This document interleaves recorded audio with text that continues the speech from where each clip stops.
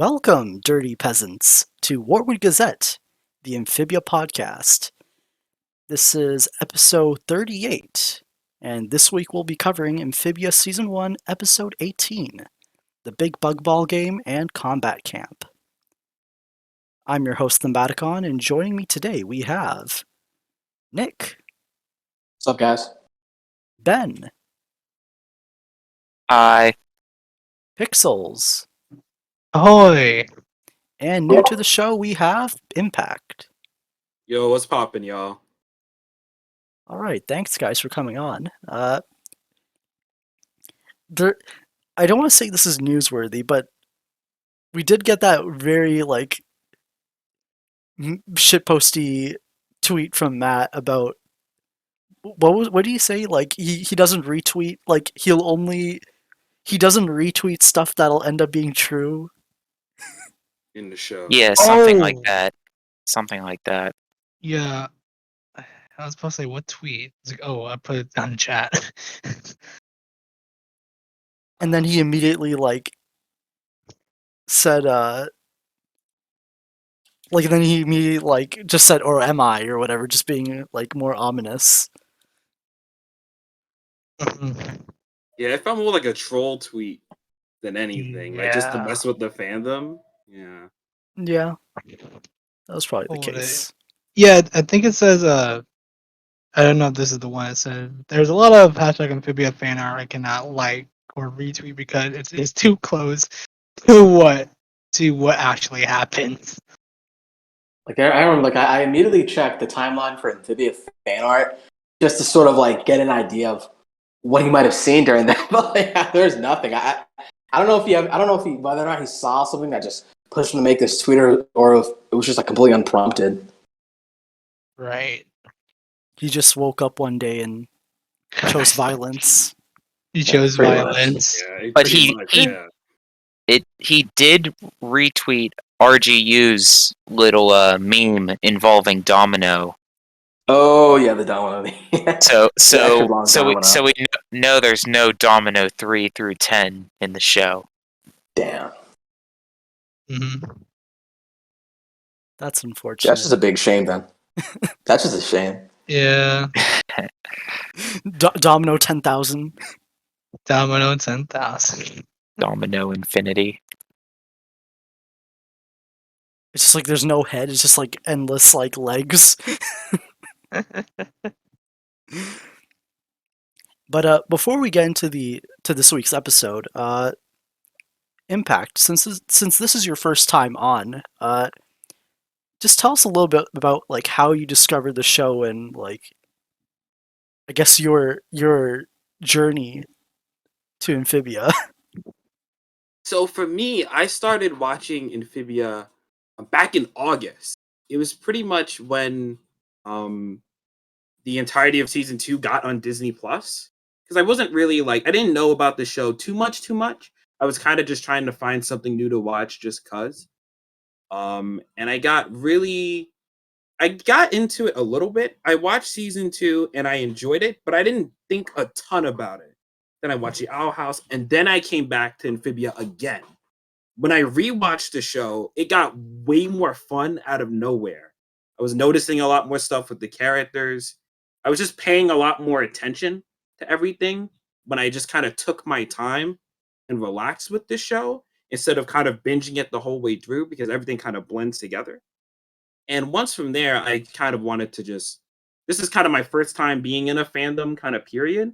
I usually kind of stuck by myself with certain things or kind of just stuck with close friends in terms of liking a show.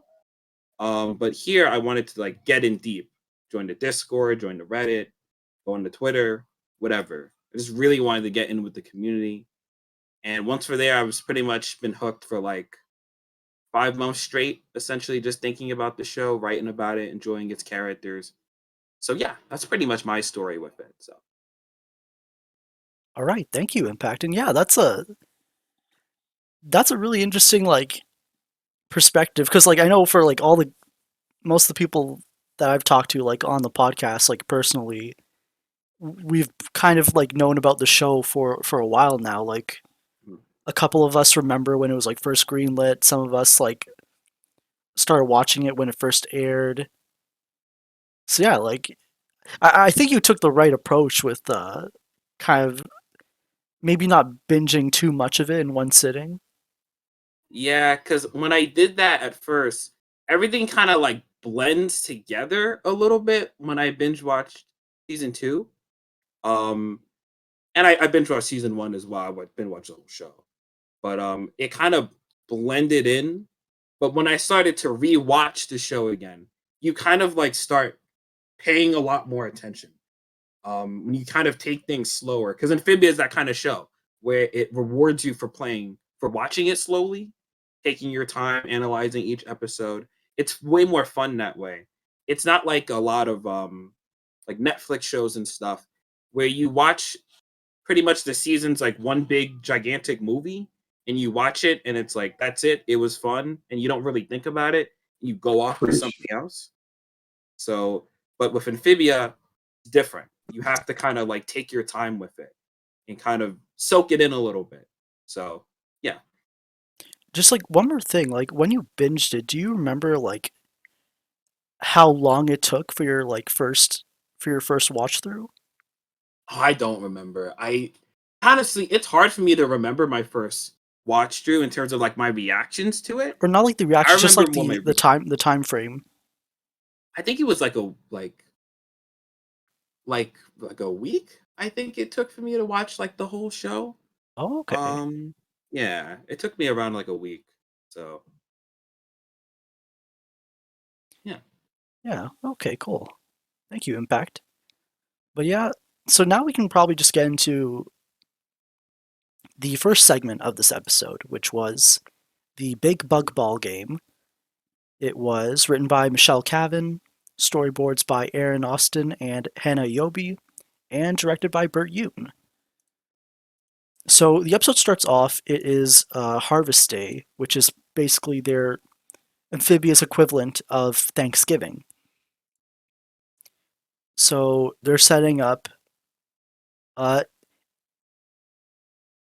starts notices like some signs about like some kind of like tournament or match happening between the farmers and the townies, and then like that's when the planners explain like the Big Bug Ball game and how the farmers kind of like lose every year and they have to wear that like turkey costume.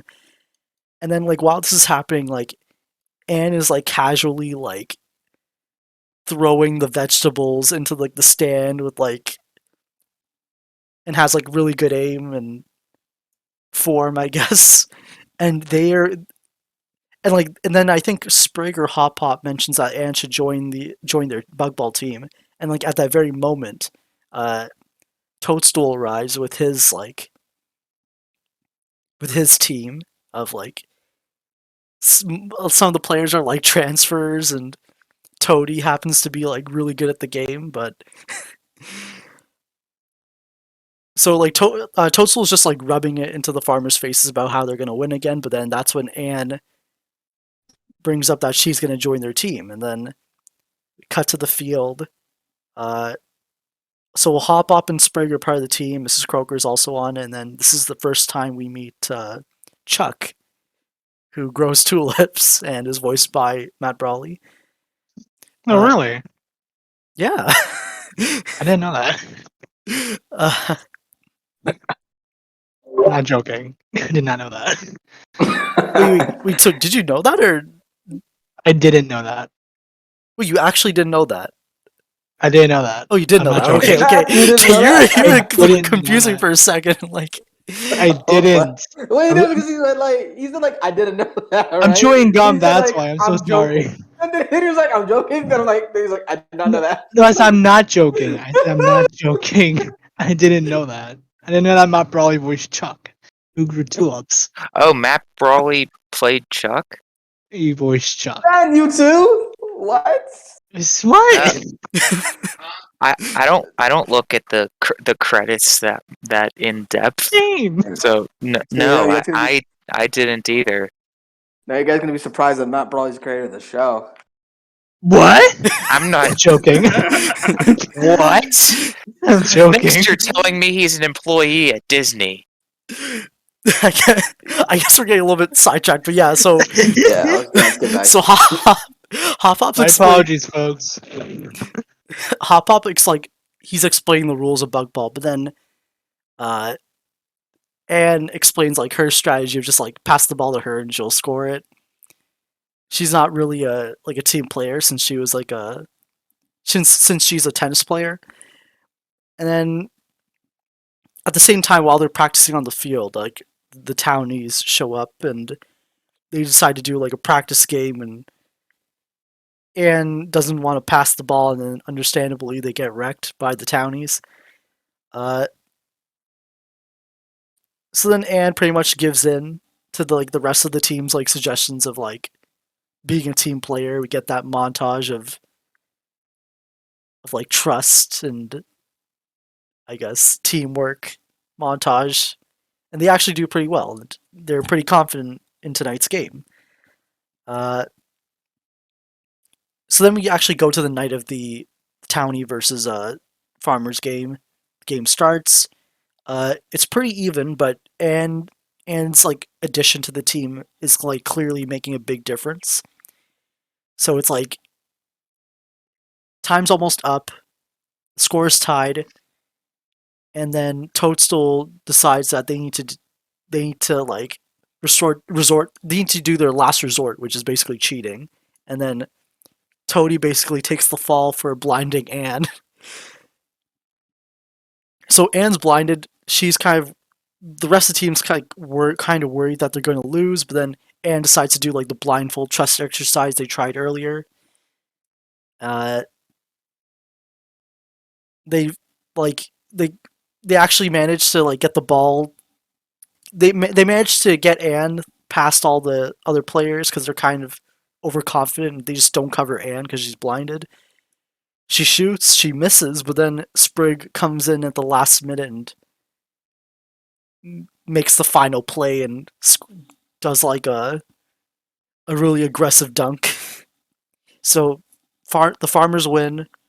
They all celebrate, and the episode ends with Anne getting like hosed down with that like energy drink with like caterpillars on it, and then the episode just ends with them like licking the caterpillars off.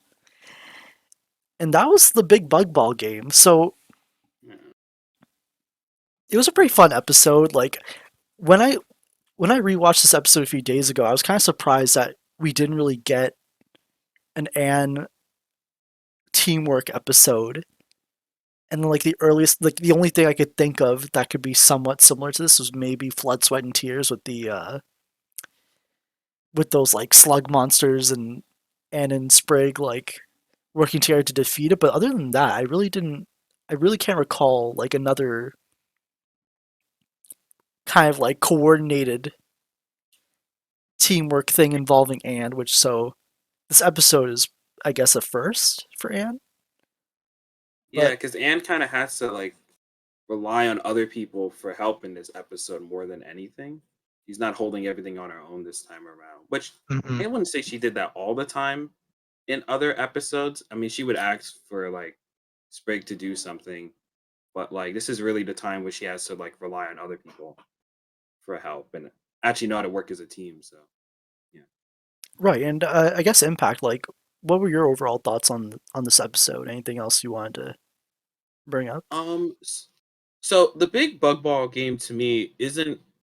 I never really thought about it as like a super significant episode in terms of like Anne's development. I'm not saying it isn't, but like I never really thought of it as like, oh, you need to watch specifically this one to get where Anne's character is going. But it's really cool for Anne to have to kind of learn how to work together as a team. To me, at least, like, oh, also I love that it's a Thanksgiving episode, which is nice to see. But I think for me, like, what I like about this episode a lot, since Anne has to learn to work together as a team, it kind of hints up to like Anne doing that in other episodes, like in True Colors, when she actually starts making schemes and such with everybody, stop the Toad invasion, or Fight at the Museum. where she's actively working with the planters to do a heist and stuff. She's learning how to actually work with other people successfully instead of doing everything by yourself. So I thought that was really neat. I really like this episode. Just kind of rewatching it back and seeing how it plays to the other episodes in the series, especially since now we do have season 3. We get to see all how Anne's development matters a little bit more. So, yeah. All right, thank you, Impact. Ben, what were your thoughts on this segment? I gotta say, like, I liked it, but it's not really. It wasn't one of my favorites of season 1 because it kind of felt just like a like we're not gonna say the F word because that's all episodes are important in this show, but it kind of felt like it, but it wasn't, I guess, as strong in compared to other episodes. Like, yeah, Anne starts out like, "Oh, I don't need anybody. You just pass the ball to me," and then it cuts to them training, and she's like, "Oh yeah, I can trust on you guys all the time. Woo!" And like,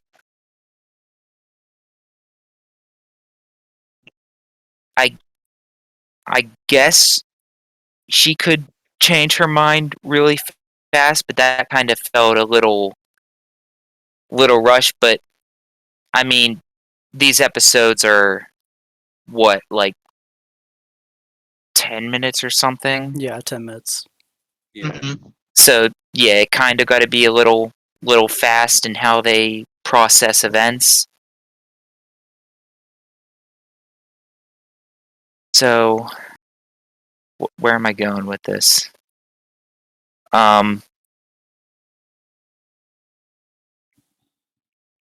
Yeah, so like this episode, like it's understandable that this episode was yeah. a bit... Like I liked it. It had some funny like moments where like when Anne's learning to play with the other members of her team instead of just shooting all the time by herself. Like she can make it, but then Hot Pop just appears out of nowhere and does this like smug face, and he's like, he doesn't say it, but he's basically like, "Come on, Anne, give me the ball, give me the ball." She's like, "Ugh, fine," and passes the ball. Like that was some funny moments. So yeah, it was okay, but it kind of, I don't know how else to say it. Like, yeah. Yeah, I get you though. Yeah, thank you, Ben. And Pixels, what are your thoughts on this segment? I kind of agree with what he said. It's a fine episode, but I didn't really find much to talk about. And it's also, I find this episode very clichéic because I see a Yeah, that's kind of what I that's tried a to big think of. that's a big part because I remember. Oh, Yeah. Well, you want to say your thought real quick? Yeah, like she wouldn't be good. Now she's good. Then in the end, something happens that she gotta learn what she learned. It's not even that. It's just It ends with everybody happy. It's not even that. It's just that the cliche lesson learned of teamwork involved with a sport. I feel like K&D did it did it a few times. Chowder too. But it did have some funny moments. Frog Jordan. Yep. Jordan. Chuck, he grows tulips. Toady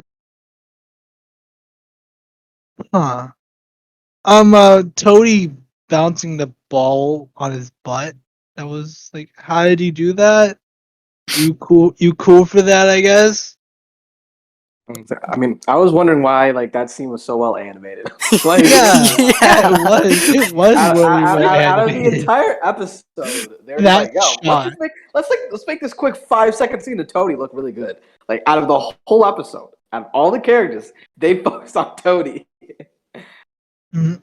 And I did like the game aspect too, even though because I think the Owl House did a similar episode to this like a couple months later. It was about a year later, I think, or Yeah, half a year. yeah, half a year I think. Yeah, something like that. Wing like witches or something. The Switch something. Yeah, or, Okay. I And don't know. then that was like a long while after. I think that was like I believe it was yeah, like well over a year. Yeah, well over a year. yeah. Oh yeah, these were both like the Owl House one and this one were both like basketball type episodes. Yeah. Yeah. So yeah, but it was a fun episode. Very cliche in my opinion. It had some funny parts. That's it. All right, thank you, Pixels. Nick, what were your thoughts on the segment? Yeah, honestly, I definitely see where everyone's coming from, just calling it cliche and just like, okay. I mean, yeah, this one doesn't really have anything that makes it stand out. Like, it has its funny moments, it has nice character moments. It's a nice way to develop Anne, but it's just nothing exemplary, I guess. Like, it's a pretty fun episode. I do have like quite a few things I really do like about it. Like, it's pretty nice to see like some form of development for Anne that just happens outside of the sphere of Sasha and Marcy. You know what I mean? Like, instead, this is something that has to do with more of her own interests, like sports. Like, she plays in a lot of like individuals. Yeah, she plays in a lot of like, I guess, what would you call them, like solo sports or something, where she's just on her own. But yeah, she gets to do that, I can really see how that sort of created that selfish mindset that she has now. Where she just focuses on the fact that she's the one that she's basically the team. Honestly, I just don't have much to say about this episode. Like, it's pretty fun. Was this our introduction to Chuck? Like, Yeah, I can't it was. remember. Yeah, Yeah, it was. Yeah. let's go. Like, let's go, Chuck. That's just great. Like how Matt Braley, he just like he found a way to put himself into his own show, and he shows Chuck. And it's a great debut. Doesn't beat Soggy Joe though. Soggy Joe's still on top. But Chuck's much appreciated. But dude, Yeah. like this just reminds me of a scene in Handy Ann where it's like I feel like because I feel like they put Chuck in such a random, not really memorable episode, and then he's brought up again all the way in Handy Ann, and it's like Ann can't even remember who he is, and I feel like that's just a reflection of the audience too, because it's like who the fuck is Chuck, right? But I don't even know. I don't know what I'm getting anymore. But yeah, no, good episode. while we're on the topic of Chuck, like, I kind of prefer him in this episode before he went to like meme status. Yeah, Because here Chuck's he God. Yeah. because like here he Chuck the actually God. like has like a couple lines of dialogue, he actually like talks. But like Yeah, he says you may not be, he says something along the lines of like, you may not be crying, but I am. That was touching. When Anne says her like speech thing. oh yeah, when Anne gets blinded, she's like, "Oh, I'm just crying because of like the thing that blinded her." But then Chuck's like, "Oh, I'm crying anyway." Like, and then also And then he says something else. I he don't tells Anne remember. while she's blinded, like when she's avoiding all of like the other players, like he just tells her to do a random cartwheel on the spot. Yeah. And that was pretty Right, funny. right. That was just a random thing. Like, And he's like, "Yes, got it." He just said cartwheel. He just said one word. like, did he even Do say a anything about cartwheel. tulips in this episode? I can't remember. Like, He did he say just anything about says tulips? he grows tulips. He grows tulips. After this episode, he just says, "I grow tulips." Like, he just becomes a meme, just a freaking meme. I Like, love it. I they love embrace it. that. Like, do you think they sort of embrace the fandom's view on Chuck or something? They're writing for season 2. Like, Like, because now, like, has he? I'm trying to remember. Ben, do you remember if like Chuck? I think Chuck became a meme before season 2 started. Yeah, I feel like I feel like there were a lot of memes and stuff going around on the subreddit, like around this episode and before season 2, because I know I saw one that was like a Super Smash Brothers style thing where it was like Chuck and it says he grows tulips, and it was like the character intro screen. Okay, yeah. So That's just one of them that I remember. so maybe the crew did. Maybe the crew was aware that like of Chuck's like meme status and just fully embraced it. Mm. Maybe. Like, actually, I need to. Maybe not now. Maybe later. I'll probably see like how many times Chuck actually appears. I mean, he appears in season 2, episode 1, Oh yeah. but that's Oh. just because he's like a main side character. For that episode, yeah. Yeah. Okay, I'm I think looking he at it. shows up in Maddie and Marcy too. I think. Really? I didn't see him in there. I think so. I might be bugging. According to He the makes a wiki, tulip, though. he debuts in Big Bugball game. Yeah. He was in the background for Toe Tax, Handy Ann, Yeah. Return to Wartwood, Maddie and Marcy, Hey, there we go. background for New Wartwood, and Battle of the Bands, which the singing tulips. Oh yeah. Battle of the Bands. So he actually hasn't appeared that much, but like, Yeah, but he's very memorable though. yeah, He's very memorable. He's memorable because he grows he's tulips. just he grows tulips. But It's fucking hilarious too. Like I just keep going back to the Handy Ann scene when like what did he spat at like a tree, and that caused a bunch of ants to come out and attack him. No, not ants, like a bunch of giant like hornets. wasps. They come out and attack him. And he screamed like a little girl. Sorry, it's just so fucking funny, yeah. He's hilarious. I feel like that's probably what sort of like I feel like there are like a lot of side characters in Wartwood. I feel like what sort of put Chuck near the top was just so funny. Like, and he's seen these in. Like, I'm sorry, I can't take him seriously. I can't. Every time I think about it, I just start laughing. That's the power of Chuck. But Yeah, pretty much. Yeah. I guess. What do we even talk about?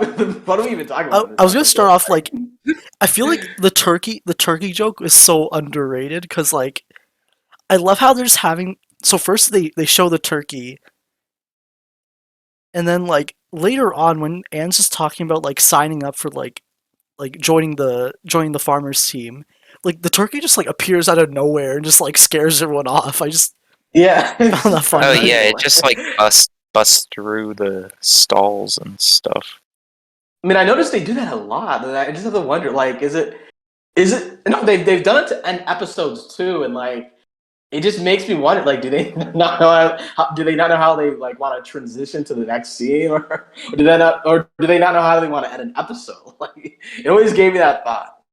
It's just it's kind It's of like probably a, just a easy scene transition. yeah, like Yeah. it just works. Like okay, Like rather than say, okay, let's head to the training area, they can just be like, oh no, the turkey escaped. giant gotta contain monster showed without up. saying it. Yeah, like giant monster showed up and then just like forced everyone to run into the next scene. They're just having a conversation, a normal conversation, and this fucking turkey shows up to scare them off. Like, I don't even know. It's not even a normal turkey. It's like a turkey body and then a bug head thing. And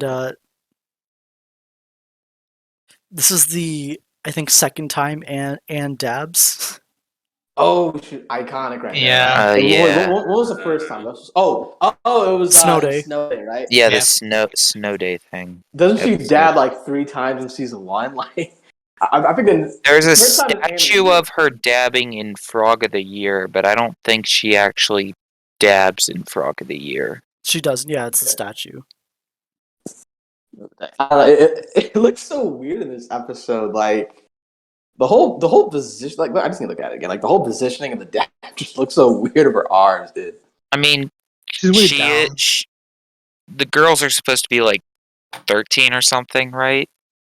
So They're supposed to be cringe. yeah, Oh no, I know that's the whole joke of it. But it just looks so weird in the show. Just to see her down like that. Like even when the show aired, it was kind of like it kind of Yeah, it was pretty ended. outdated by now. Yeah. So, like, I think dabbing like died in 2016 or something, and then Anne just I don't know was dabbing in 2019 for some reason. And maybe where she lives, it hadn't died off yet. You talk about like So it's some I am- kind of like variant of disease. Like breaking news, the dabbing has spread to like region A or something. I don't know.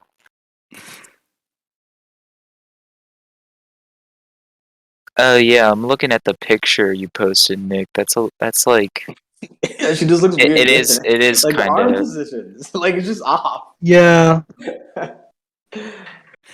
like Anne's noodle. arms are so like dangly. Just like the design itself looks kind of like uncanny when she does it. Her I think that's her right arm that's not in front of her face. It looks like extra long for some reason to me. So I just No? don't like how her arm wraps around her face. It's too circular. It's like a boomerang. Yeah. Like a boomerang. Boomer. Oh no, wait. Never mind. That doesn't work for her name.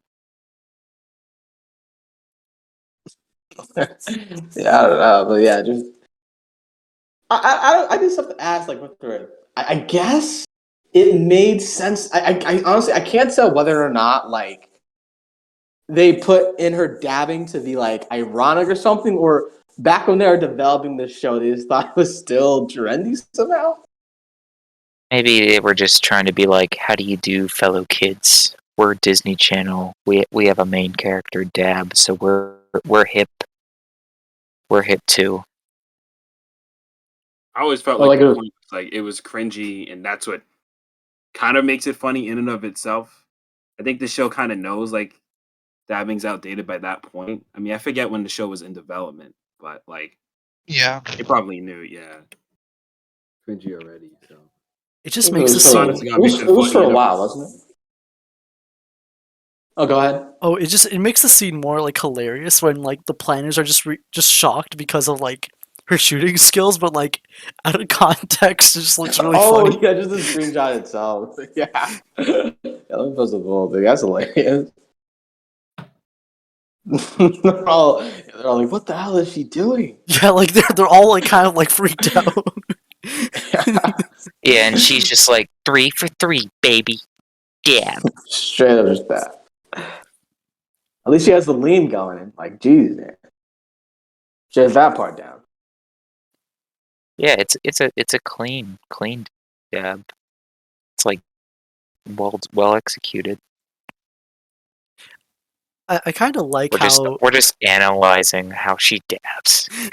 yeah, just like moving from that. Like I kind of liked how even within like Wartwood itself is already like far removed from the rest of I guess Amphibia, but maybe not Frog Valley. But then at least within Wartwood, there's still like a little bit of a divide between like they said, the farmers and the townies, like the people who probably work in the town, and then all the farmers who are probably a bit further away, more spread out.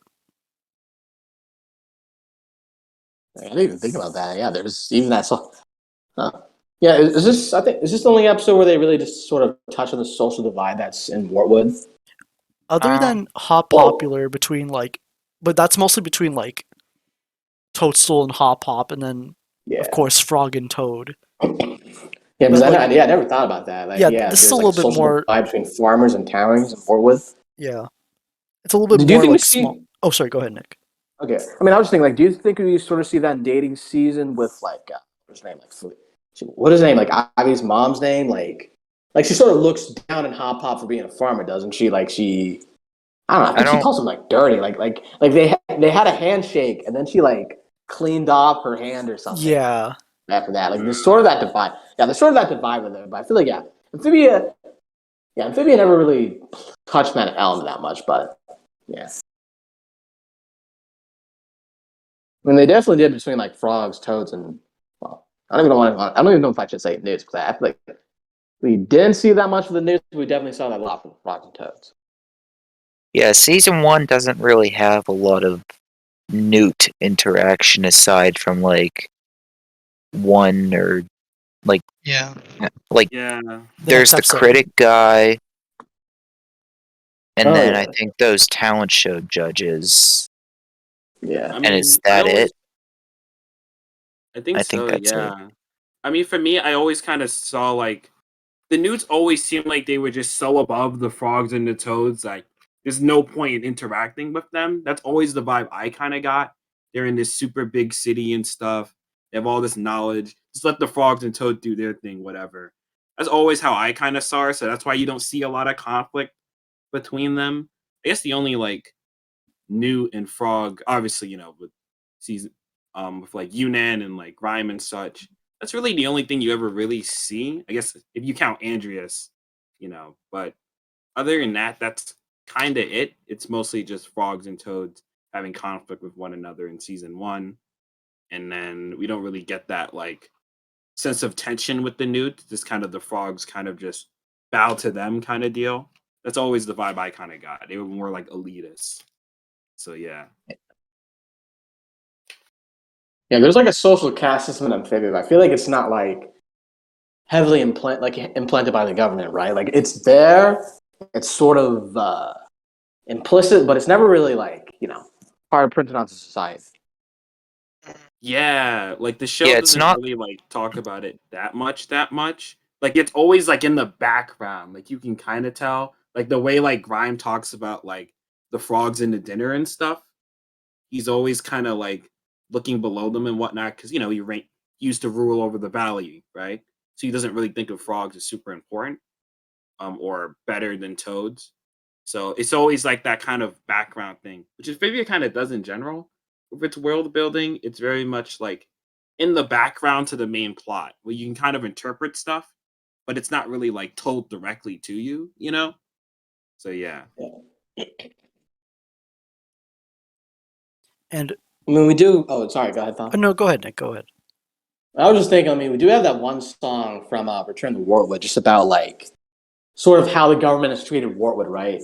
Like there's that one song that Sprigg was singing. I forgot how it goes, but I do know the end part is like, what was it like? Yeah, you get a newt to tell a toad to give a frog a job. Yeah, but don't let them escape poverty or something. Yeah. That was the whole song Return to Wartwood. So definitely does give. So it's like it's definitely there. Like obviously like. Honestly, we don't know who specifically implemented it, but like definitely the higher ups of Amphibious Society, like they did like set something up for them to benefit off of.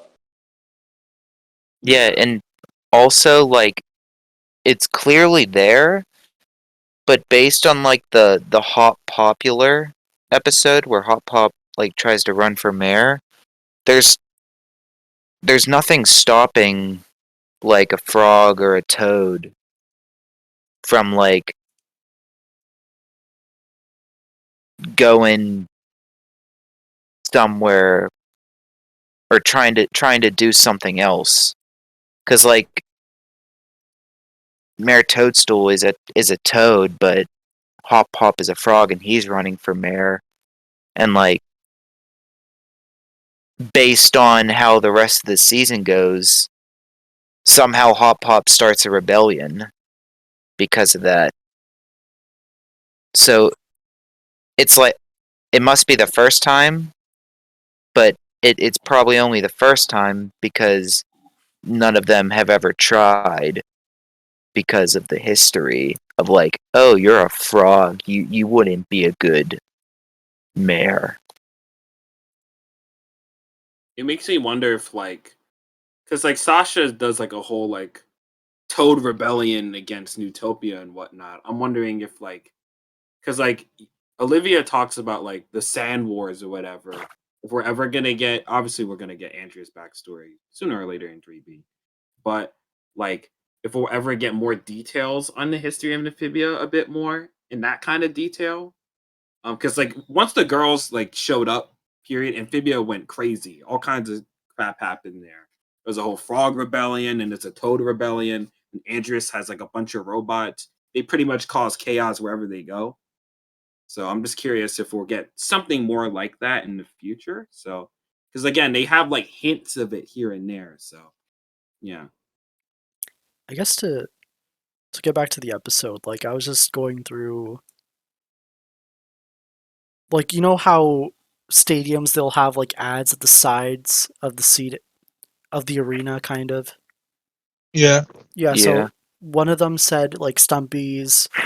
One of them just said Ascot, so maybe it was talking about like Wartilda's store from last week. We got a sign for used wagons, which I thought that was interesting because like once we get to Handy Ann, we know like the wagon is like a Yeah. used one.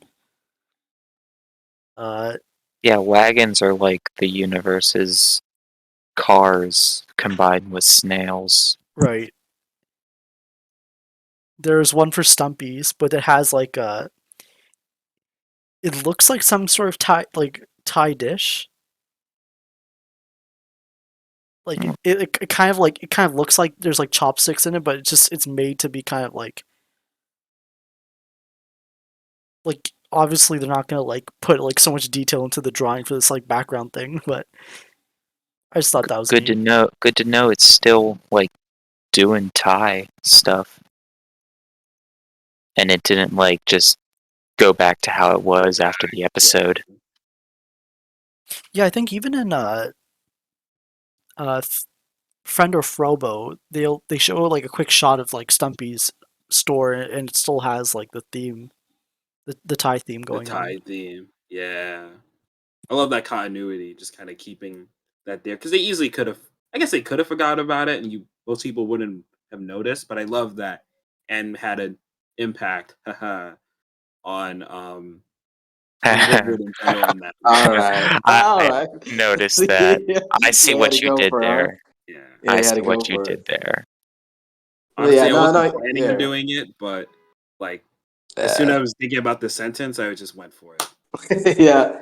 But, you know, you're definitely right. You're definitely right what you said, though. It is pretty nice to see just how, because it really does It's make Anne feel connected to the town in some way, even though she's only been there for like what, like at that point in season 2 it was like around 4 to 5 months. Like you can still see like her presence there. It is a part of the town now. Shows for the simple fact that Stumpy's managed to keep up with all her renovations. it's always good to see continuity. Yeah. Oh, and the Bugball nets, like, do they just have like a surplus of just? It looks like mammal skulls, just like lying around when like every time like someone smashes the net.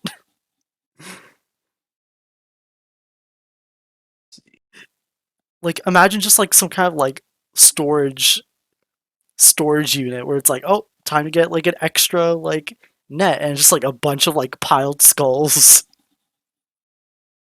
And I mean, I wouldn't be yeah, since this is Amphibia we're talking about, yeah, I wouldn't be surprised if they had a ton of extras.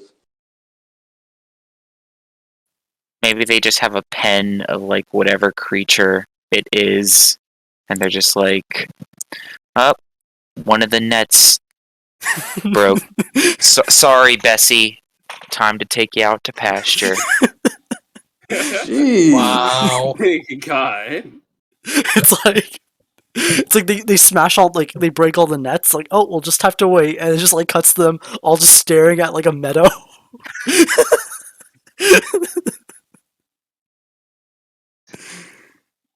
This just got dark. I mean, this is something Amphibia would do though. Probably. Uh,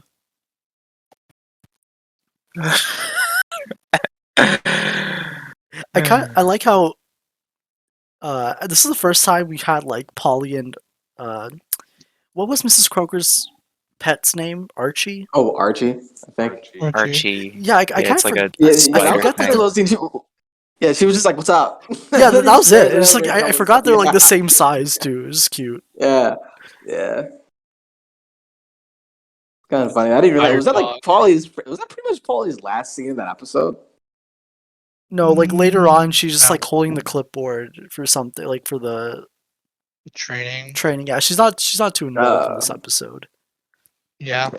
Yeah, this Yeah, doesn't focus on Polly that much. Yeah, but I'm glad she got that little funny scene though. She was like, "What's up?" And they just stare at each other for a couple seconds. Oh yeah, that was kind of funny. Oh, I also like the joke of like Sprig getting deflated when like Hop Pop like brings up how he can't shoot the ball. Yeah, Yeah. I'm surprised Sprig, like a kid frog, isn't a better shooter than like Hop Pop and Mrs. Croker, who are both like elderly frog people. Yeah, And like, why are there two like elderly people on the team when there's like Ivy's mom, who is like, I guess, middle aged by frog standards. Mhm. Chuck is kind of probably middle aged. He grows tulips. Wally. There's well, Wally was the referee. Yeah. Actually, yeah, maybe Wally might be too chaotic on the field. Oh yeah, he'll bomb. He'll bomb the whole court.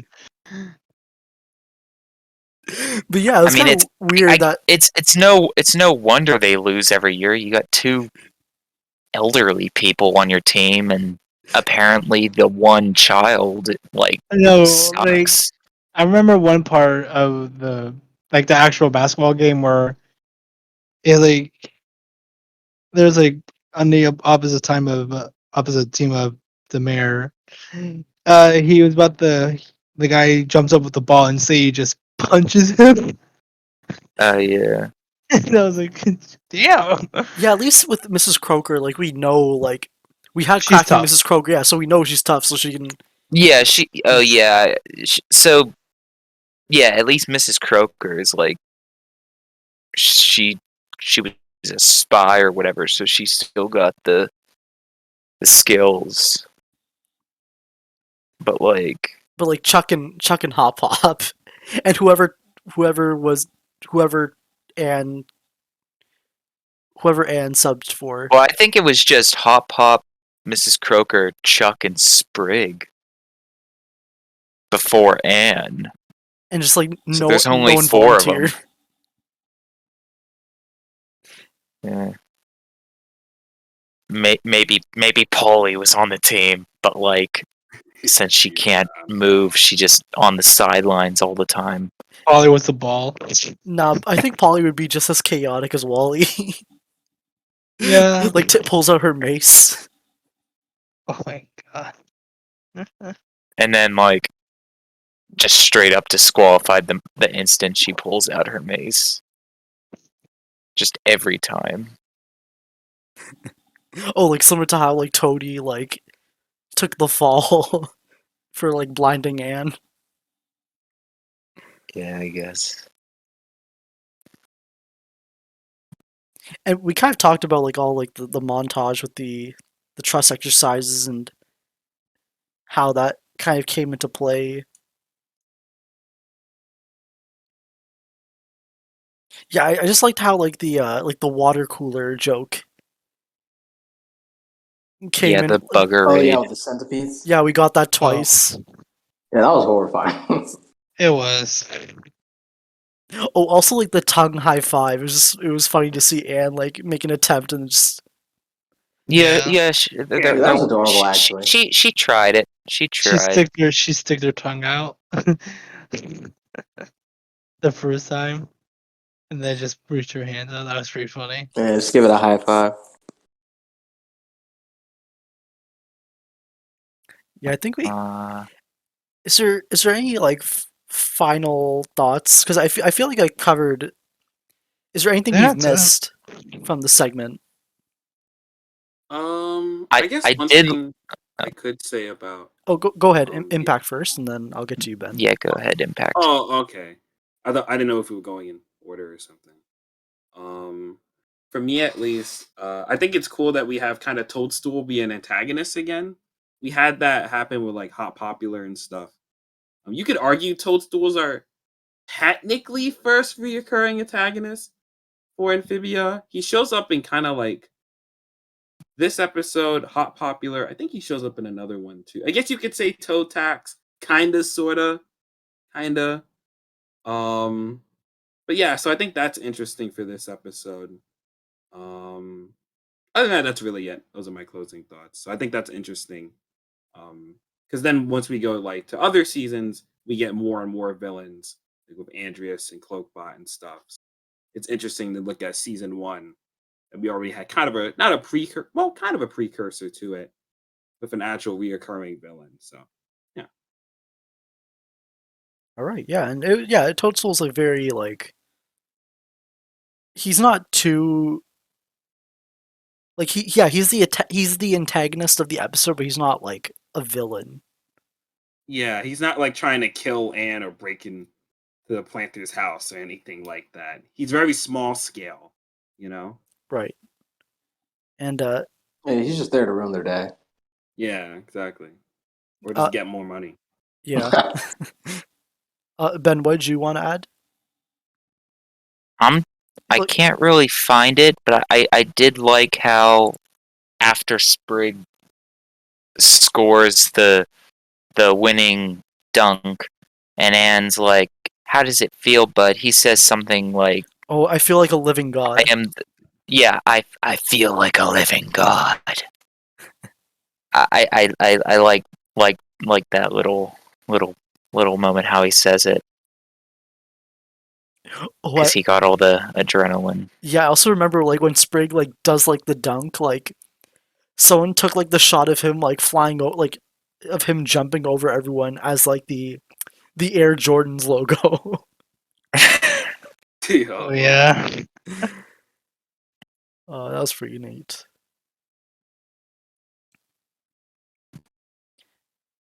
But yeah, I think we can go on to the next segment unless I missed anything or any objections. I think we covered pretty much all of it. Yeah. All right. Then I guess we'll go into Combat Camp, which was written by Adam Colas, storyboard by Drew Applegate and Cheyenne Curtis, and directed by Derek Kirk Kim. So the episode starts off, so Hop Hop is going to some sort of like farmers convention, and he wants to. He's leaving the kids with a babysitter, and he finds out that like the owner changed, and it's like a new guy named Tritonio, Espada. So Hop Hop leaves the kids with him, and then we find out that it's not just a regular like daycare or yeah, it's not a regular daycare. It's actually like a combat course or combat camp for kids, and he's gonna basically like teach them how to defend themselves by fighting, of course. But then since this is a teacher, Anne is kind of like skeptical because she doesn't have like the best reputation or experience with them. We get that quick flashback.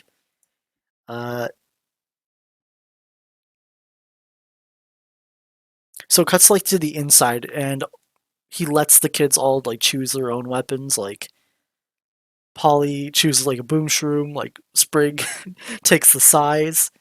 Anne wants to take the sword, but then Tritonio immediately like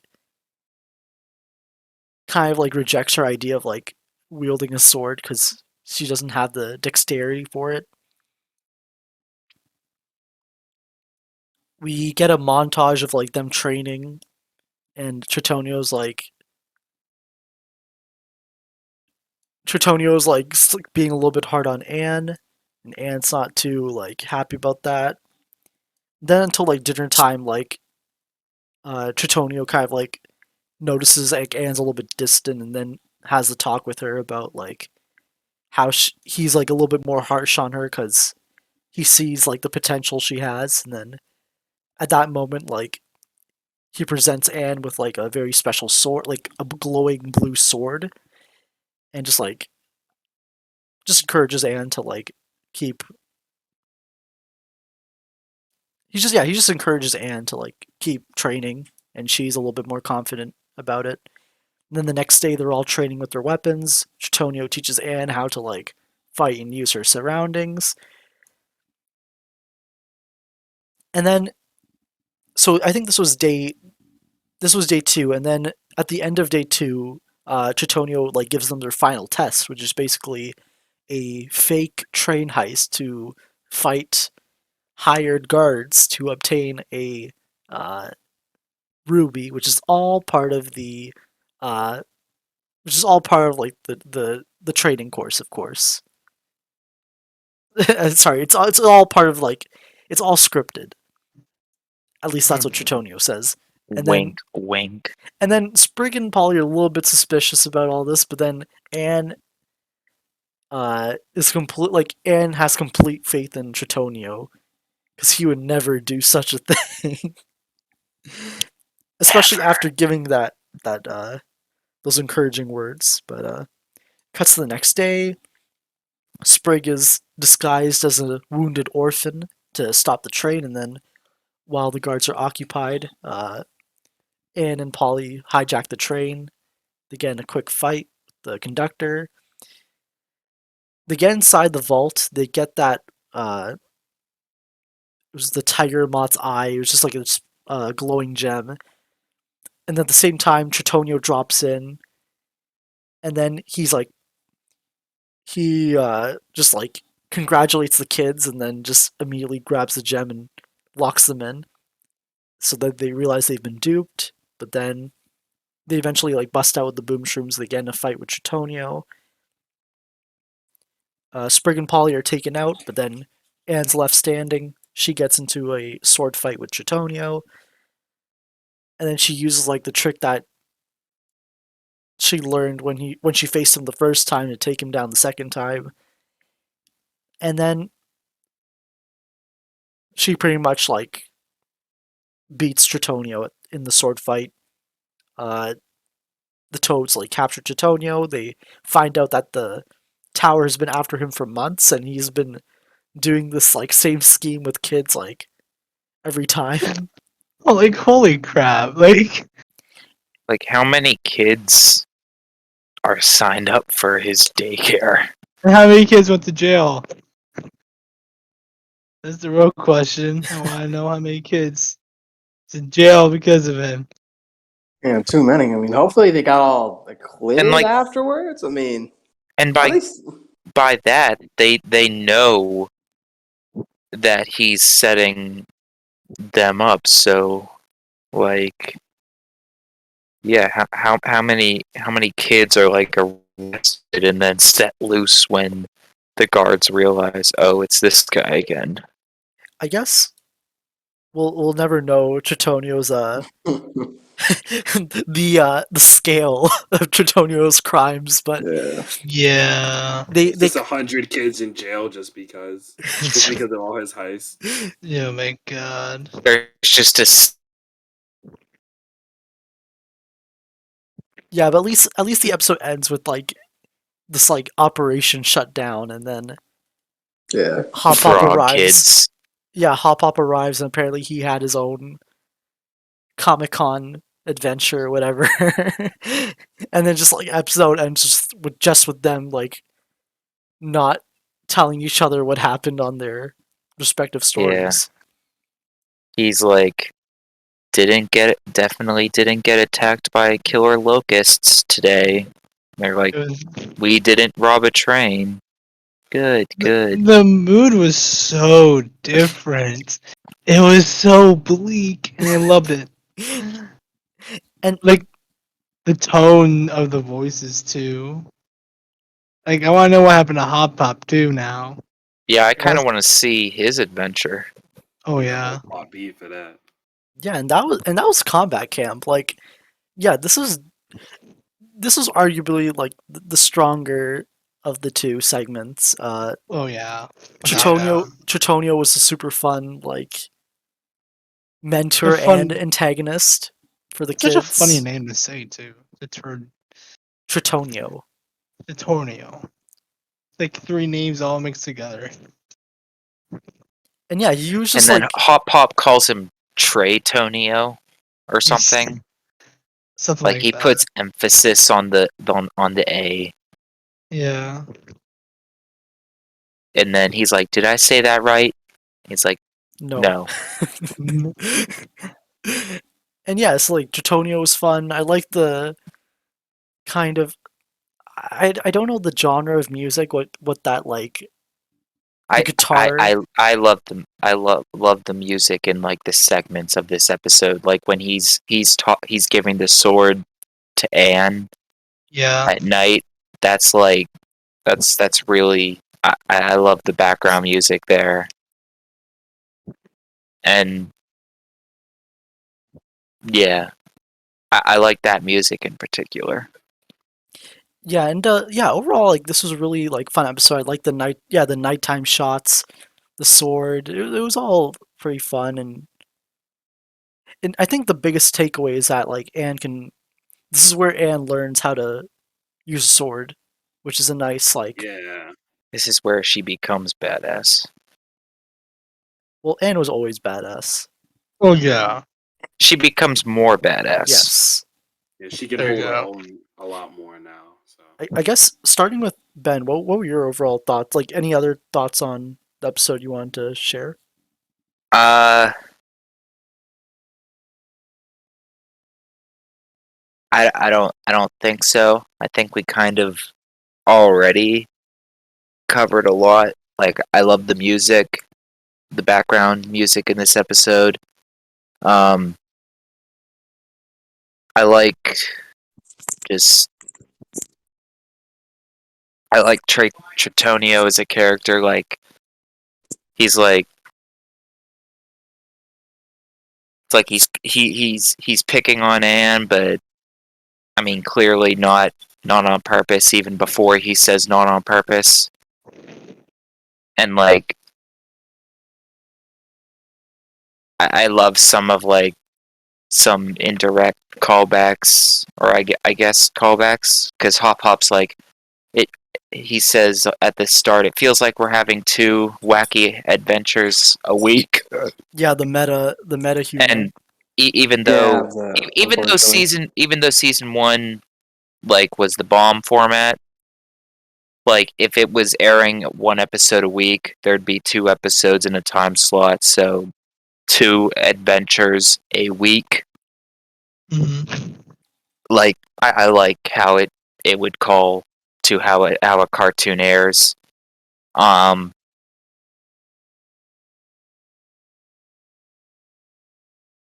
I guess yeah. I like seeing like like Anne all like Marcy was shown to play video games in the classroom, but it also in the flashback we saw that Anne also plays video games during school. Except without But Marcy's brain. yeah, Yeah. but she's more focused on by the teachers. I think she had Um, like a Game Boy, right? something like that. Yeah. Yeah, Marcy was shown with like a Switch type thing. Yeah. Um, what else? I don't I don't I don't really, oh I like this. One of the train guards is like not another injured orphan on the train. I mean, no But wonder Tritonio kept getting away with these like with these heists. Like he was able to keep using the same plans. The same Yeah, the same plan. Yeah. I You think think they'd be what able to figure it out by now? Like, I'll have to say something that I don't know because I'm pretty sure Sprig was trying to do like an Oliver Twist type of thing. Yeah, he was. He tried to do an accent, but he couldn't do it properly. Also, if the just think if the train conductor didn't stop the train in time, Sprig would have gotten run over by that train. And The I train was mean, going pretty it's fast. a cartoon, so maybe if he did, it would just been played off where he like gets bounced and gets flung into a tree. Yeah, all his But bones destroyed. but I don't think so. Sprig's very lucky that Oh, the yeah. train stopped. Or he could have just like jumped out of the way. Like, yeah. Yeah. that too, yeah. Like, I guess, Pixels, what were your thoughts on this segment?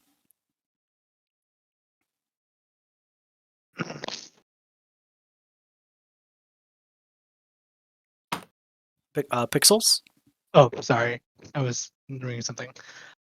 This episode was pretty fun. I kind of find it weird that it was a daycare, but it's a castle. I mean, how about was really been more? He didn't really care, and I love that for him. I love how Saturgia was like trying to like test Anne on how well she can be with her fighting style. And that scene with her giving her the sword was pretty nice. I love that a lot.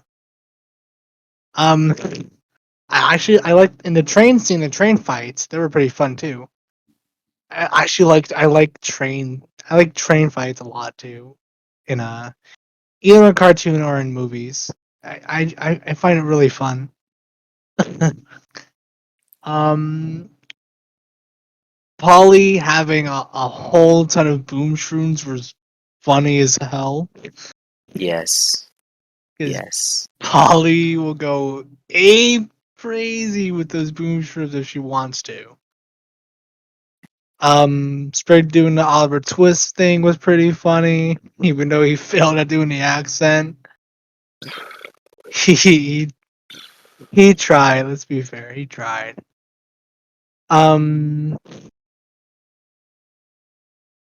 And tricking Sir Sergio was pretty fun.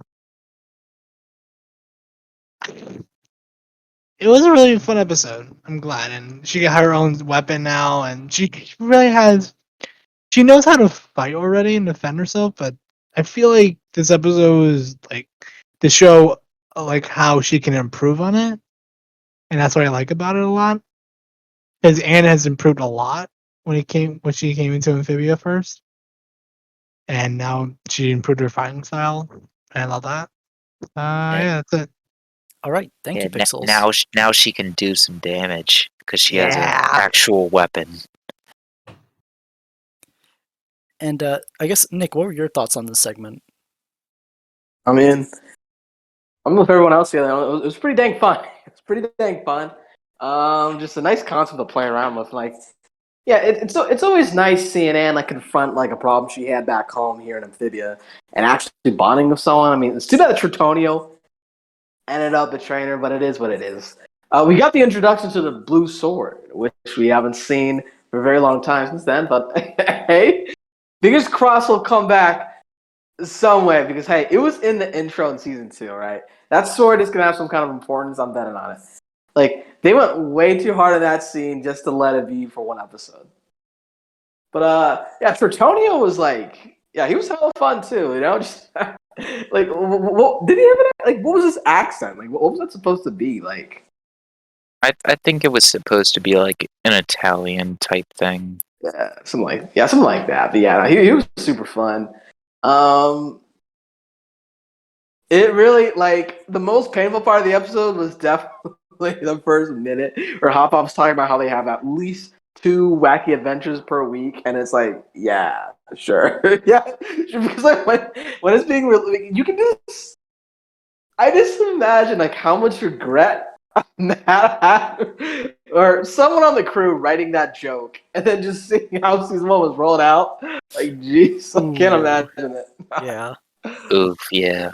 But then, honestly, I think the funniest scene for me, like the one I just had to keep going back and replaying, was where I think it was right after Sprig tricks the guards and he gets on the train. Like they think everything's fine. Now the guard's like, "You lied to me." Yeah, he pulls out the knife. I Yeah. trusted Yeah. you. Yeah, like I trusted you. That was hilarious.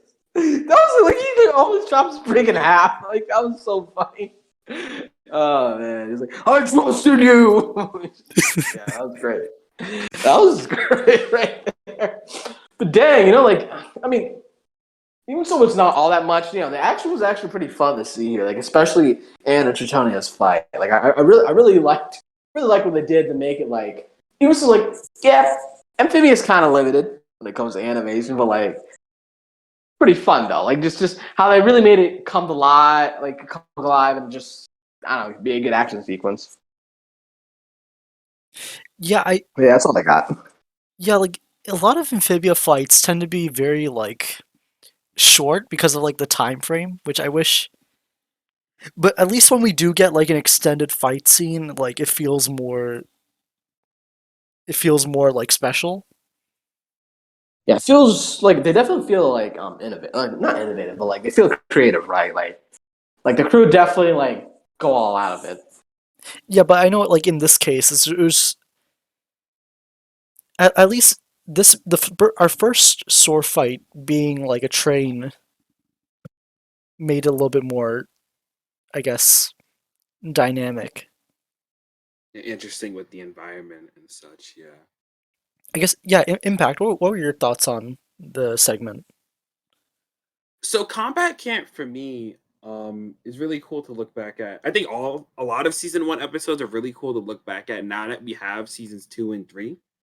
Because to me, combat camp was always the episode I thought of where Anne kind of starts realizing value in herself a little bit more.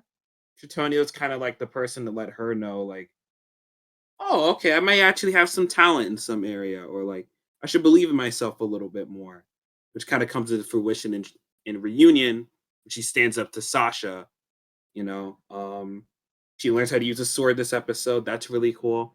It's weird though, because like she learns how to, how to actually fight with the sword in this episode, but she doesn't really like use the lesson like Tritonio taught her, like thinking outside the box. In reunion, Anne just kind of just slashes at Sasha and she like falls down.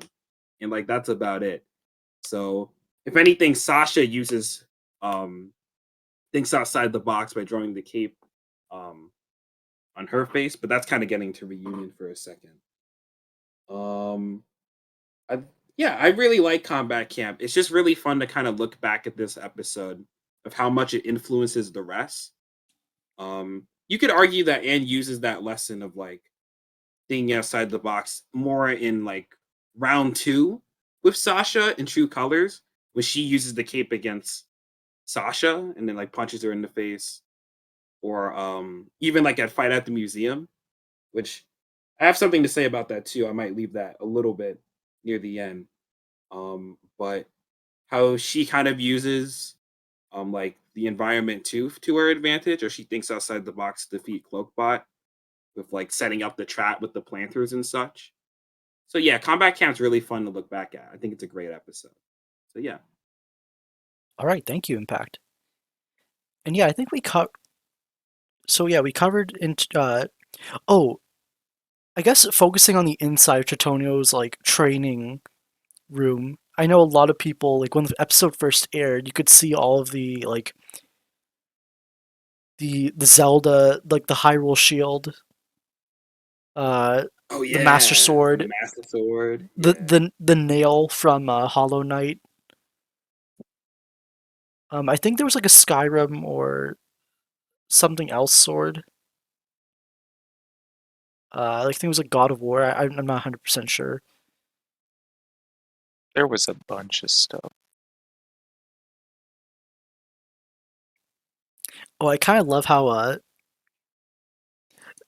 like the size that Sprig has. Like I love because that weapon really doesn't fit Sprig's personality or anything. So It I just like doesn't. I like how they like stuck to just to show like maybe like Tritonio's just being more hard on Anne. Like they just had Sprig keep that weapon for the rest of the episode. Yeah. I mean, The Raphael I stuff. I am like glad they didn't just like have him be like, "Oh, I already got a slingshot," or something like that. Hmm. And they like gave him a different weapon to like, I guess, kind of change it up. But his like skills from this episode with that are like just never, to my knowledge, shown again. Yeah, like literally for the Like training at least with exercise. Anne, she's using a sword, but it's never brought again. I think one of the training shots later, it's just while Tritonio and Anne are sparring, like Sprig is just waving the size in the air. Like I'm trying to like rewinding the clip. Like he's just like standing in one spot, but it's only for like a few frames, and he's just like swinging them back and forth. But I don't know.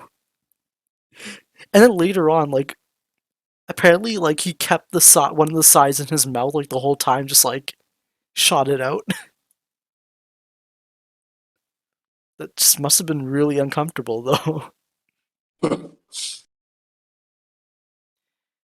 Uh, yeah, we talked about the hop pop meta joke. Uh, this was also the first time like Boom Shrooms made an appearance, right? I don't It think is? so. Really? I think Yeah, so. I think it might be. Yeah. Like, Really? yeah, they were in reunion because Wally Yeah. destroyed the tower. But yeah, I think this was the first time. I never noticed that. I Yeah, felt me like neither. you were mentioned earlier for some reason, but I Oh wouldn't have known. yeah. It was in a comic camp. Then reunion, Swamp and Sensibility, Return to Wartwood, Bessie and Michelangelo, and then the short Amphibia Food.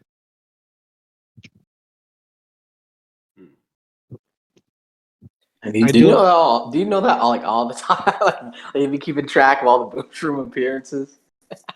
I just literally typed in Boom Shroom just now. So Oh, Okay. in really? Google. Wow. Well, that makes it easy. Yes. I like the look of it. I like the look of it though, and I like how it glows, like when it like Yeah. detonates. Yeah. Especially that blue. Blues are. I like that blue for some reason. I do like how when they're trapped in the car right after Tritonio like took the gem, and it's just like, "Hey, Polly, you got any more boom shrooms left?" It's just Polly doesn't Oh say yeah. anything. like She a just pulls dealer. out a bunch of them behind her back, and it goes like a gun cocking sound or something. Yeah, like That was great. Polly. That's you. Just the You way go, she was Polly. staring at Anne, like, dude, that just made that scene perfect. Yeah. I do like how in this episode we kind of get, because I think Fiddle Me This mentions Utopia a little bit. I think I have to remember again, but this episode kind of has like utopian treasury on the train or whatever. Yeah. I like that a lot. It kind of sets that up a bit more. Hmm. Utopia being this bigger, grander place, so it's nice world building on their part. So yeah, Yeah, it's pretty interesting that it was like a butter I forgot I think they said like a Yeah, it was tiger, a a red butterfly tiger eye, thing. something. Yeah, it's pretty because there's like it just reminded me of Hopping Wall where this whole competition to win like I don't know like a butterfly embroidery or something. I forgot what it was, but yeah, I don't know. It's just pretty interesting. yeah. I also liked how throughout the episode, Tritonio made like the the train references before he revealed the actual plan. Yeah, he was Oh, doing. yeah. He was always saying like. He was always saying something relating to trains. Yeah, like pretend you're finding a meddlesome train conductor or something like that. So, yeah.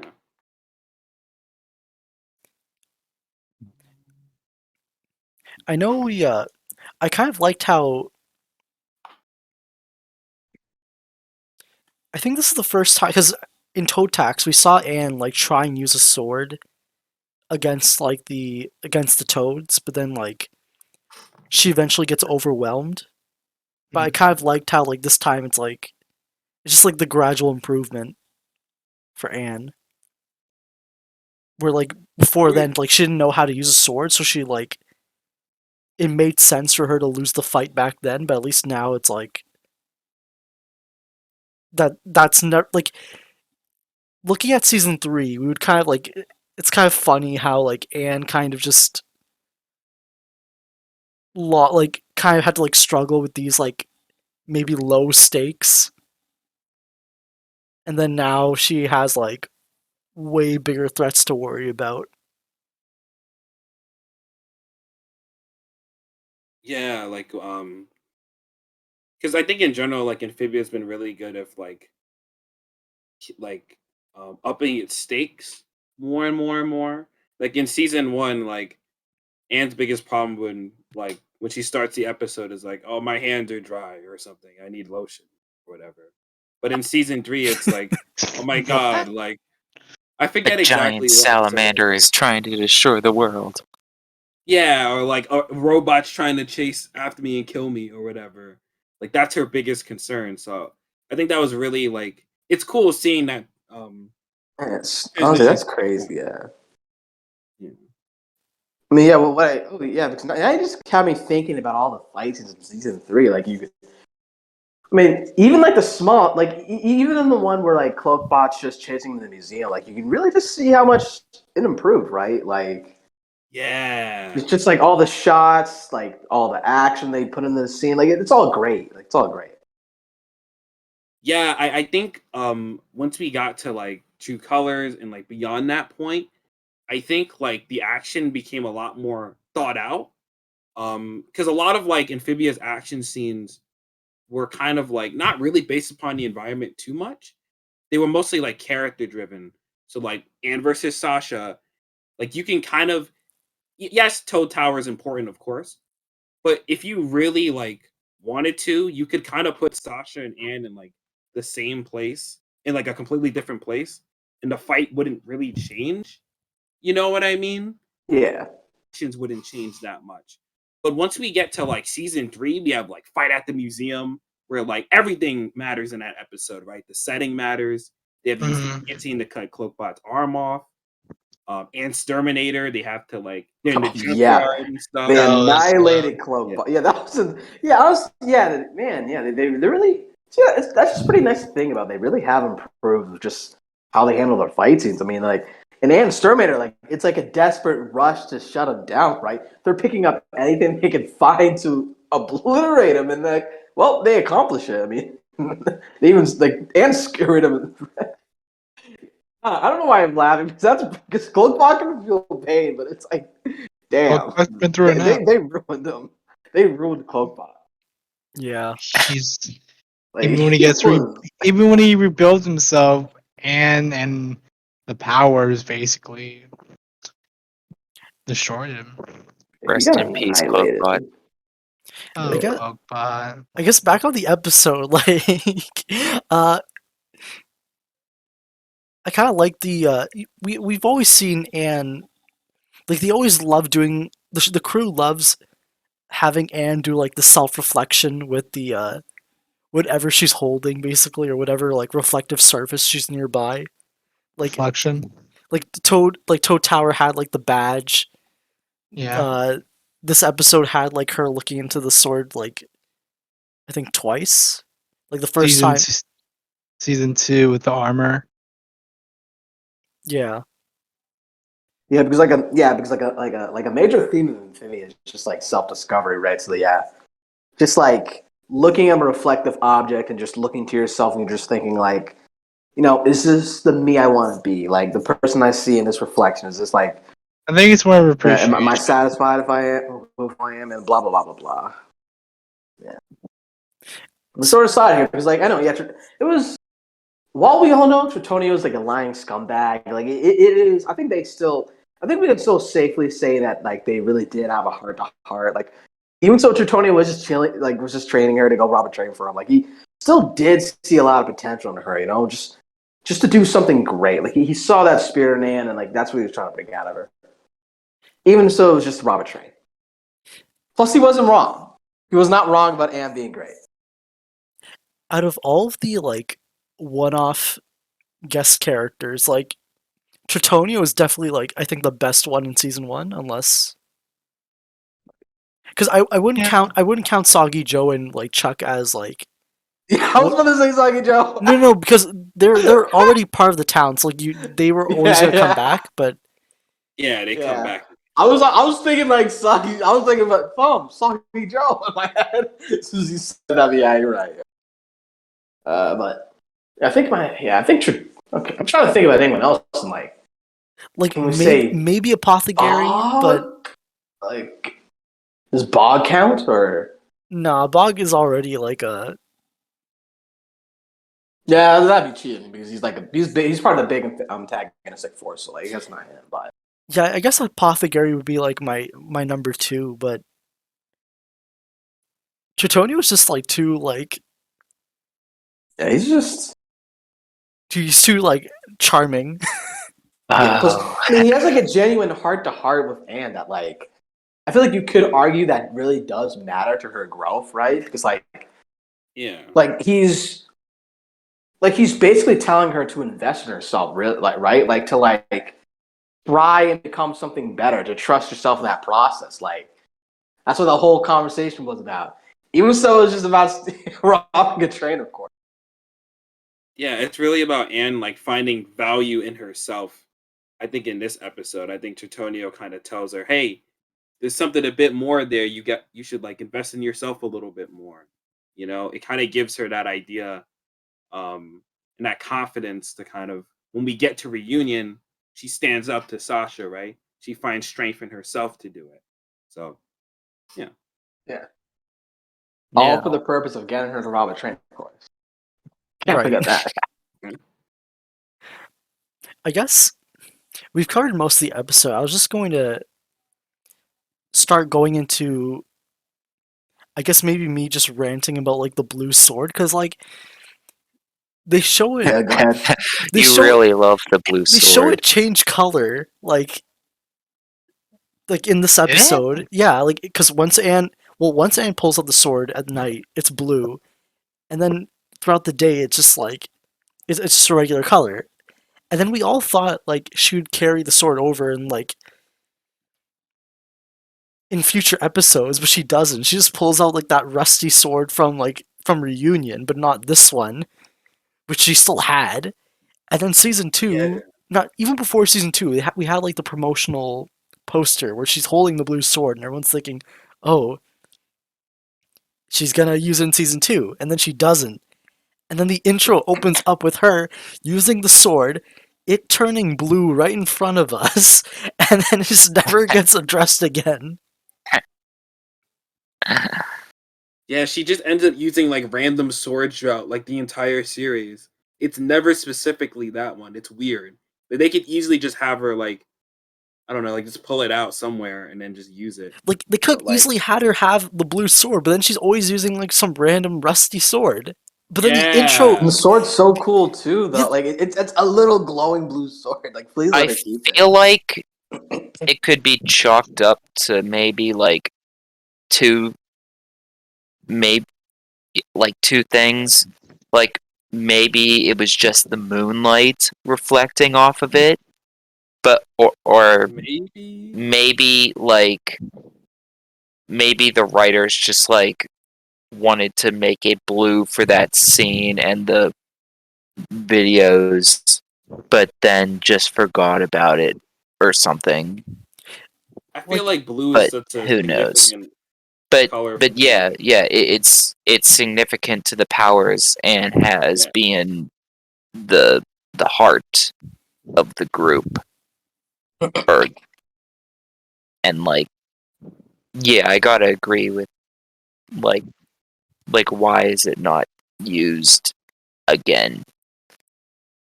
But like the weird part is that like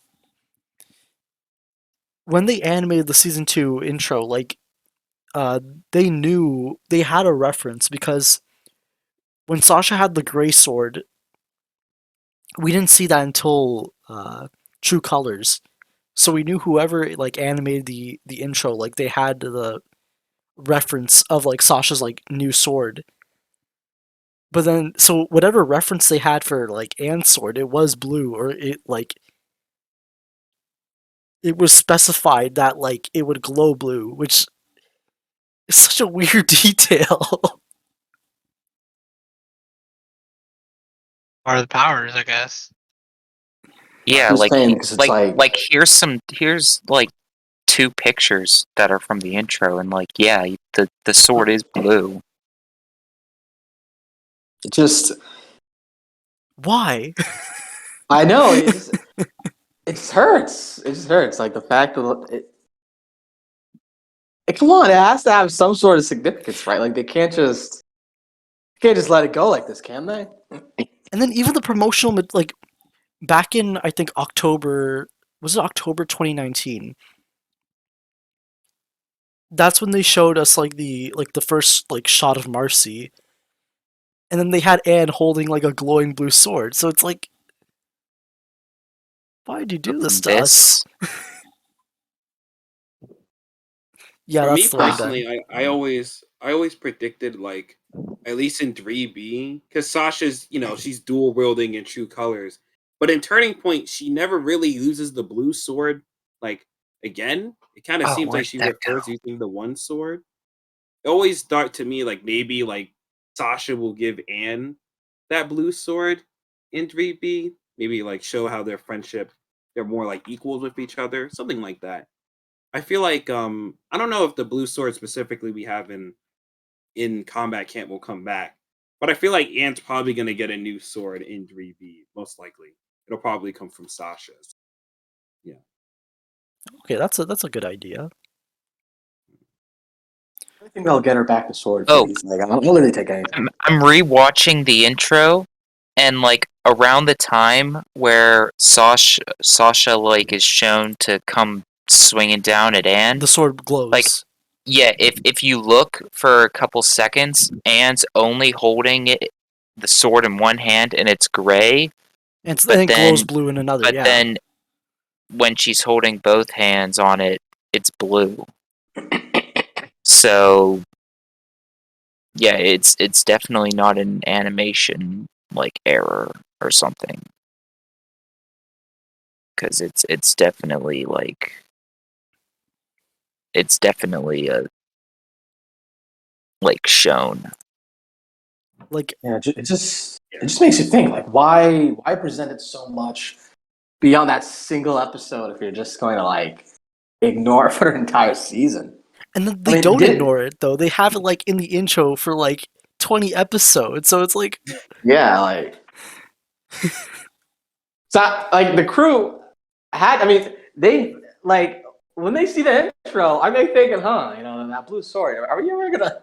I mean, you know what I mean? I mean, they can't just be staring at that. Like that is such a cool sword. They can't just be staring at that, not thinking, oh, let's not do something like this. Like, come on, it's literally right there. like maybe they did have a plan for something, but then they kind of like rethought it. But then I mean, like, wouldn't it have been easy just to, well, imagine they already in the season 2 premiere they already have like the sword glowing blue in the intro, and then imagine they just reconsidered things or reconsidered their plan and then got rid of the blue tint in like in a later episode. Then we'd all be thinking, oh wait, why is the sword no longer glowing? But Yeah, maybe they wanted to have it glow, but then like Matt or other people like wanted something maybe it for season 3, and it was kept in. they scrapped it for episodes. To be Like fair, we still have an entire half of season 3, so we might or might not see a glowing sword in the rest of the show. To be fair, I think like the intro has always been like sort of an abridged version of the show anyway. Like in the season 2 intro, like Sasha has like one sword and like Anne has like the blue sword. That never really happens in the show itself, kind of sorta.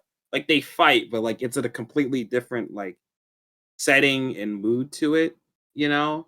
So maybe they'll bring it back. I feel like they will, since they actively show it. Just how they do it, I'm not super sure. So yeah. Just have to have hope. Have to have faith. Yes, and hope. Yeah. I don't know. I don't. Yeah, I maybe mean, we'll. I mean, I've had hope for like since what 2019. Yeah. Just gotta wait a little Just bit gotta longer. hold out longer, thumb. I guess we Gotta just have to hold out longer. I'm slowly losing hope. I mean, because she's holding this. Why is she holding? Oh Look at yeah, that. look at that. Why is she holding the sword in the fucking poster? In the season 3 poster, why is she holding the sword? Where's the sword? What? Like now, I'm actually kind of getting it. Maybe because it's still in the scabbard and it's not like drawn fully. Like she's not wielding it fully.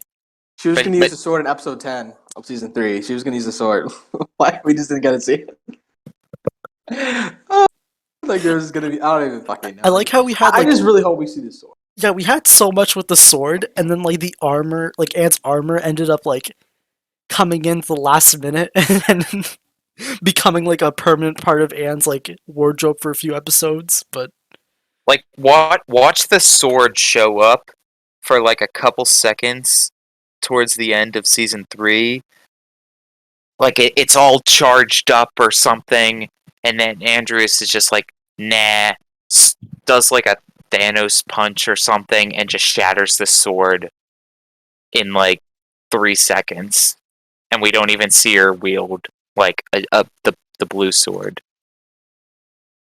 Dang, I mean, like, I'm Just bringing like the all props. this hype for nothing. I'm about to bring in the prop. I mean, we saw the mural, right? I mean, she's holding a great sword, isn't she? yeah, Like, where's they aren't. Yeah, They aren't gonna where's mess with that us picture? and make it that rusty old sword, right? And Phoebe wouldn't mess with us like that, would they? Like, genuine question right now. They would actually make it the blue sword and not some rusty old sword like they've been doing for a while now, would they? or they could pull like a. I remember that like medieval Sonic game where like Excel like the sword could talk and then like it got an upgrade. Maybe they'll do that with the rusty sword. I don't know.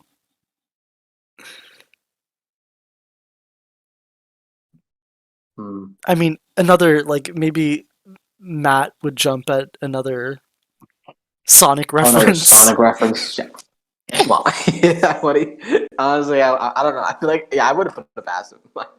he would go for that cheap Sonic reference, wouldn't he? But I guess like we can start to wrap up. I think we've gone through everything. Gone through like most of the segment. I guess starting with Ben, any final thoughts? I guess just like big Bugball game. Oh, looks like you cut out. Yeah. Hey, Ben, you still Like there? one of my favorite episodes of season 1. Just Shay, I guess. Yeah. Oh, yeah, Well, I think you your got mic cut cut out when off a you were little talking about Big bit. Ball. Yeah. Oh, sorry. Oh. Bugball game, not my favorite. Little cliche, I guess. Uh, um, uh, what's the second episode? Daycare or Combat camp. combat camp? The slander. Doesn't even remember. Combat camp. Yeah, definitely liked it a lot more than Bugball. And definitely became more cool due to this episode. Yeah, that's it. A lot of good stuff. All right, thank you, Ben. Impact, final thoughts? On both episodes, the big Bugball game, to me is just kind of your okay, all right kind of episode. It's fun to definitely just kind of rewatch. Like, you just want to pick a random Amphibia episode to watch. There you go. It's free. And it doesn't really connect with the plot like super duper hard, which a lot of seasons one's episodes don't really do that. So it's really easy to just rewatch. Combat Camp, really good episode. It does a lot for Anne's character, her kind of finding her self worth a bit more. What else? What else? What else? There's one thing I want to talk about that I just kind of noticed because I love looking back at like season 1 episodes and comparing them kind of like to how we've gotten to season 3. Because it's so satisfying to see how Anne's arc kind of gets to that point of being more responsible. Here she's kind of learning how to do it. But one thing that always struck to me as really interesting is how similar this episode actually is to Fight at the Museum. I've never heard anyone talk about this because both episodes rely on a heist. Both have a heist where both two characters make a mission or a plan or to steal something. Both episodes have Anne use a sword in some way. Both episodes use Anne using her environment to actually win the day at the end. It's funny because she also takes the episode from the lesson from Tritonio about not trusting people. Coincidentally, she doesn't trust people in that episode. And both episodes are written by the same person, Adam Koloff. So I always thought that was kind of fascinating to look at. So other than that, that's it. I really like that episode. So yeah. Thank you, Impact. Yeah, that's a nice observation there. Like, huh. I guess the part Yeah, about I like only- the not trusting part, that's the thing that's like got me curious. Yeah, because I'm not sure if it's like intentional, but it is written by like both episodes are written by the same person. So it's like I feel like something's going on there, you know. And Matt did say like specifically a lot of season 1 like elements would be coming into season 3. He said 3B, I think specifically, but I think you already see them in 3A with the role reversal and stuff. And it's just interesting to kind of look at, you know, see those connections with like other episodes. Like she's even using like in Fight at the Museum, she's doing the same thing she kind of did in this episode where like she's using her environment to win the day at the end. She's becoming a bit more clever. She's not trusting people, which is cool because well, last time she trusted people, she got burned. And Tritonio taught her that lesson a little bit. So it's cool to kind of look back at these episodes and how they compare to other ones. There's a lot of parallels there that's interesting to look at. So yeah. All right, thank you, Impact. Nick, final thoughts on either of these episodes? Really fun stuff. The big how do you even say big Bugball game? Big Bugball Can't even game. believe it. Yeah, it's a weird thing to say, but like, yeah, no, that was a pretty fun episode. A lot of funny gags. Introduced Chuck to us, so it's pretty much a masterpiece in my eyes. I'm just joking. The Combat Camp, yeah, brought us Tritonio.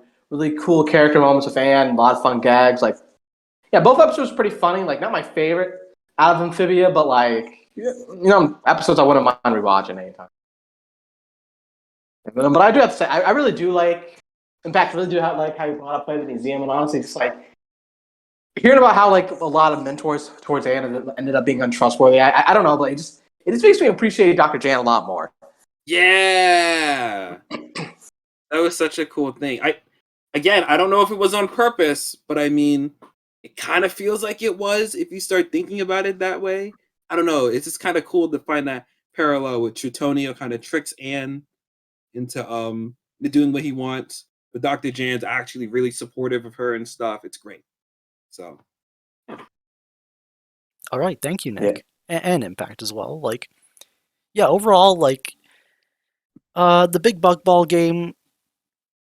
It was a very cliche thing. I'm glad it kind of addressed Anne's like past, at least with her her tennis skills and how that doesn't really translate to teamwork. It could, depending on if it was like a tag team thing, but clearly Anne is not used to team sports, so it's nice to see her get involved in that. Even Was though, it, aside from her having the tennis racket, was it ever actually shown of her ever playing tennis?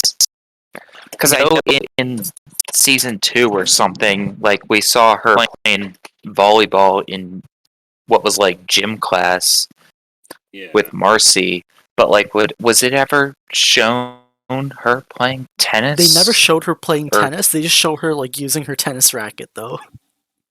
And she had that little game of cloakbot when they were chasing her. Remember that? Oh yeah, Mr. Boonchoy like talks about Anne's form. Yeah, it was like, oof, your backhand's looking rusty. But yeah, Bugball game was like we got Frog Jordan and Chuck, so it's a fine episode. Combat Camp, I thought like that was a great episode with Anne kind of leveling up in a way with the sword fighting skills with Tritonio, and even though it wasn't that long, I'm sure she found a way to incorporate, like, at least take away a bit more lessons from that than she normally would if she didn't have any experience with like a melee weapon such as a tennis racket. But it kind of makes the progression a little bit more reasonable in the audience's eyes. And yeah, I'm still like salty about the blue sword, but not much I can do there. But overall, yeah, it was a fun episode. A bit of a stronger, like the second segment was a bit stronger than the first, but that's fine. But yeah, I guess with that we can probably end it off for today. And next week we'll be covering Children of the Spore and Anne of the Year. Ooh, those are good ones. That's the penultimate season 1 episode. Before the big one. Yeah, one where Hop like fucking Where Hop like crosses several violates his kid's mind. Hey, no, that'll be fun. It'll be fun to question Hop's morality. For sure, yeah. But with that, that's pretty much it. And thanks for listening, and see you guys next week. Say goodbye, everyone. See y'all. See you next time. Bye, y'all. Stay safe now. See ya.